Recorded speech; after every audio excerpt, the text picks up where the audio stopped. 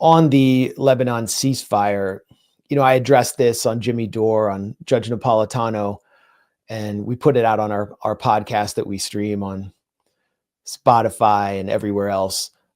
But the key issue there is that once Israel was able to compel Hezbollah to de-link its involvement in the conflict from Gaza, so that its condition for ending its involvement was not contingent on a ceasefire in Gaza, then Netanyahu was able to do a ceasefire.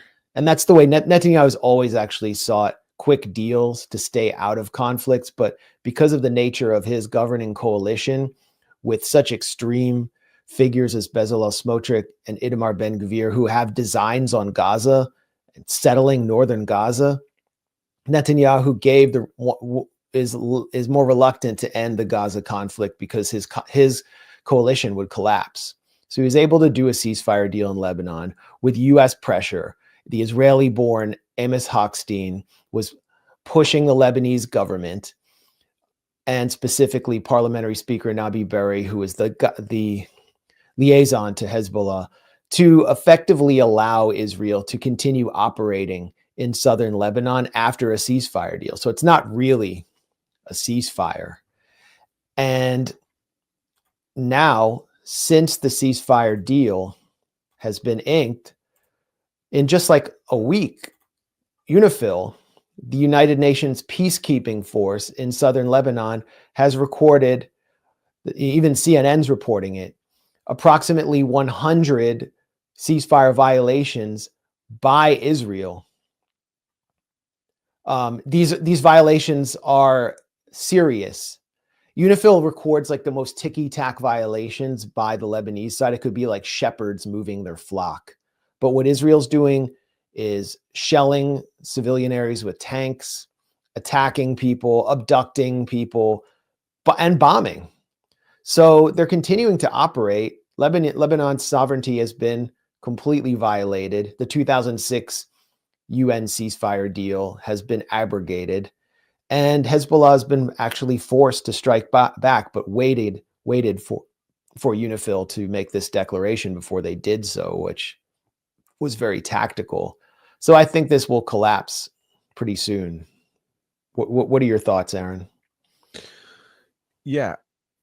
Everything is premised on Israel insisting on its right to deny the self-determination of the Palestinian people. I mean, that's why there's a conflict to begin with. That's why Hezbollah is involved to begin with. That's why there is an axis of resistance.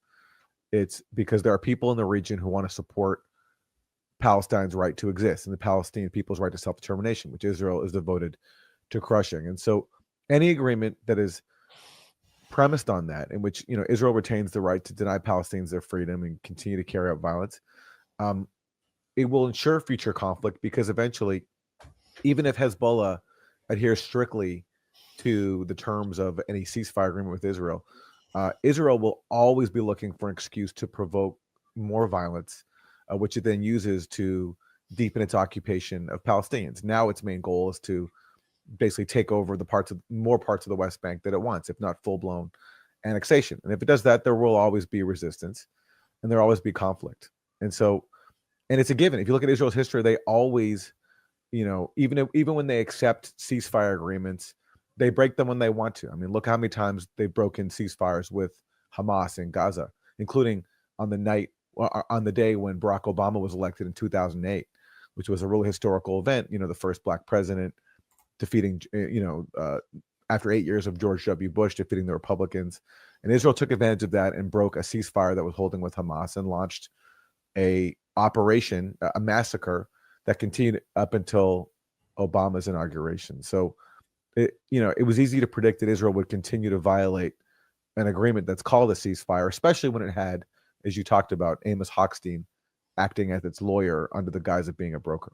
In southern Lebanon, meanwhile, residents are, Reuters is reporting that Israeli tanks are on the ground and residents are unable to return to their homes. Israel is basically blocking a triumphant return for the heavily Shia population of the south. And this flowed directly into the Salafi jihadi assault on Aleppo. It provided the perfect opportunity